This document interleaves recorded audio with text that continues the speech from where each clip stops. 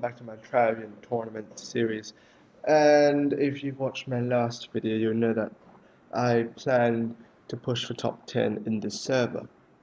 Now, first time round, I failed, and so let's see how I did this time round. Today is currently Sunday, so we're kind of close to the end of the week again, so let's see how we're doing on the rankings. Okay, statistics. Overview, I'm doing alright, but main thing is top 10. But how are we doing? Pathetic, obviously. As some people already pointed out last video that I don't have enough troops and I've started too late. So obviously I'm not able to push for robbers or for attackers because I simply don't have enough troops. So that's kind of the problem. Also climbers, it's alright. We've got nearly 50 ranks higher than last week. But again, obviously, as I've already explained in climbers, my ranking is kind of too high to really push for it, because if, let's say, go into Wonderworld, it's currently in the 2000s. So it was obviously he or she was obviously in the 3000s, and now he or she has gone up to 2210. So obviously that puts her into the top 10. But for me, being ranked at 1,100 something, it's not quite so easy to push a few hundred rankings. I mean, it gets harder and harder to push up in the pop ranking, the higher you are in the server. So, because I failed my last challenge, and a lot of people pointed out that it was kind of unrealistic, I had a new plan. So this is my new plan, and it's also a challenge from someone watching my YouTube videos, and as he said, his challenge is for me to have 10,000 swords and 4,000 TTs. When he said within the next few weeks, I'll just say 2 weeks. I'll give myself 2 weeks starting from when this video comes uploads, which is obviously on Monday. It's currently a Sunday. So yeah, I'll give myself 2 weeks to get 10,000 swords and 4,000 TTs, which is not exactly that hard. I already have about 3,000 TTs in Edoras, and I have about 3,000 swords as well in my capital. So it should be achievable. The only thing concern is crop. I don't Edoras, the crop in Edoras is pretty much used up. The crop balance is pretty much used up. Any more troops will cause negative crop, which obviously kind of ship resources, but I've never been really good at that. I've always been defensive, and when you're defensive, I just ship the troops to other villages because those villages need defending as well. So this is what I'm going to be doing for the next 2 weeks. This is what I'm aiming for, because top 10 is obviously pretty unrealistic.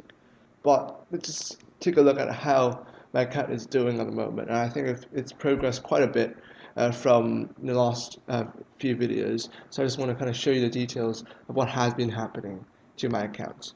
So if we go back into here, let's go back into the overview. This is obviously Rivendell, my capital. I've got some phalanxes here reinforced from my other villages to kind of just be there in case I get attacked, just in case. I know it's kind of unrealistic of using less than 3,000 troops to defend a capital, but I don't really have those troops here for defending. It's more just to hold them, because with a 15 cropper, with quite a lot of level 8s and some level 9s, I can hold a lot more troops in my capital compared to my other big villages. Also, a note of worth, I have 10 villages, and the numbered ones are my resource villages. So these 5, they're pretty new, and I only plan for them to just build up and ship resources to my big villages. And yeah, these won't be producing troops, because obviously I don't want to upgrade troops in the smithy in every single village. That's kind of a waste of resources. So these will just be resource producing, and I'll be shipping them to my other villages, and the ones with the names are the ones that produce troops. So Rivendell produces swordsmen, which you don't see at the moment because they are attacking. This is my mini farm list. If I go into overview, you will see that I am reading an occupied oasis with my swordsmen. As I already said, I'm about 3,000. And I'm reading this oasis for another village, for Hornburg. This is an oasis near Hornburg, which Hornburg can own. And because Hornburg produces no swordsmen, they only produce defensive troops. So I'm using the swordsman here to clear the oasis so that I can have it for Hornburg to feed my troops there. So yeah, that's Rivendell. We're going to Lothlorien. It's one of my very original villages. We have 4,000 phalanxes in here. We're currently producing more, but yeah, that's how many we have holding in here, and some of them are in Rivendell. We're going to resource fields are obviously all 10, and I'm getting my residents up to get another village.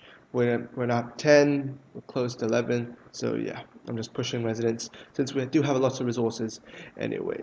In the village center, it's pretty well built up. You know, a lot of things are already maxed. I'm planning to upgrade residents first, to level 20 residents, and get settlers, and then I'm going to upgrade the town hall and the academy because they produce a lot of CP. That's what I'm planning to do, and also upgrade my troops because the phalanxes produced in Lothlorien aren't level 20. They are, I believe, 15 about. So yeah, I'm planning to upgrade my troops in here as well. In Gondor, which also produces phalanxes, and they are level 20, as I'll show you here, level 20 phalanxes. So this is kind of my main troop producing hub at the moment, but Lothlorien also does a bit. And yeah, for this village, I plan just to get town hall to level 20. That's what I plan to do. Back to Hornburg, as I've already said, I'm producing defensive troops here, and not just phalanxes. I'm producing druids here. Yes, because I just want to have Hornburg is rather far away. Let's say that Hornburg is a bit further away in the map on the map. So I just have built troops that can move faster here, that are more mobile. So I produce druids in Hornburg, and if I do need to do a bit of defending, troops can shift from here down to Rivendell pretty quickly. Yes, Edoras, as I already said, we have some TTs, 3,300 to be precise. We don't really have much free crop. I know it looks like there's a lot, 2,000 something, but that's only because of the crop bonus from doing the quests. So yes, we can't really hold that much here, and many more here unless we're going to get a crop, which obviously we will. For these villages, there's not much to see. 2 to 5 are pretty new, don't really have anything in them. Hashtag 01 is a bit larger. We have full crop at the moment, and yeah, it's a bit bigger.